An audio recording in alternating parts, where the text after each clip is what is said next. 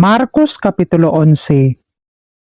Og sa nagakaduol na sila sa Jerusalem, sa Bethphage, og sa Betania, sa bukid sa mga Olivo, gisugo niya ang duha sa iyang mga tinun-an, og miingon kanila, umadto kamo sa balangay nga anaa sa atubangan ninyo, og gilayon sa pagsulod ninyo, makakaplag kamo usa ka nati sa asna nga gihigot, nga wala pa makabay-i og tawo.